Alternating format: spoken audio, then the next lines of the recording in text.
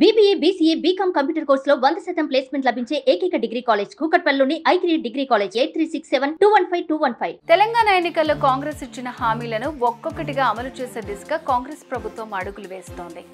మహిళలకు నెలకు 2500 రూపాయల పంపిణీకి రంగం సిద్ధమైనట్లు మంత్రులు పొన్నం ప్రభాకర్, సీతక్క ఓ కీలక ప్రకటన విడుదల చేశారు. ఆ పథకం ఎవరికి అందనుందన్న వివరాలను వారు వెల్లడించారు.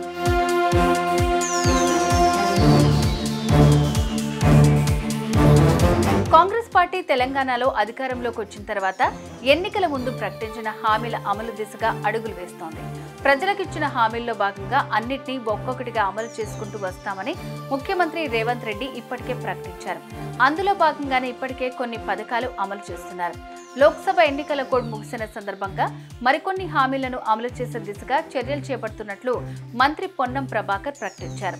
తెల్ల రేషన్ కార్డున్న ప్రతి మహిళకు తమ ప్రభుత్వం నెల 2500 రూపాయలు అందించనున్నామని ప్రభాకర్ చెప్పారు. అయితే పథకం అందజేసే విషయంలో అత్యంత జాగ్రత్తగా వ్యవహరిస్తున్నామని ఆయన అన్నారు. అటు మంత్రి సీతక్క మీడియాతో మాట్లాడుతూ కుటుంబంలో ఎటువంటి పింఛన్లు పొందని మహిళలకు మాత్రమే ఈ పథకాన్ని వర్తింపచేయనున్నట్లు చెప్పుకొచ్చారు. మహిళా సాధికారతను ఇనుమడింపు చేసేందుకు అటు ఉచిత బస్సు ప్రయాణం పథకం, ఇటు నెల 2500 రూపాయల పథకం చక్కగా దోహదం చేస్తాయని ఆమె తెలిపారు. సుమన్ టీవీలో మీ పర్సనల్ అండ్ బిజినెస్ ప్రమోషన్స్ కోసం కింది నెంబర్కి కాంటాక్ట్ చేయండి.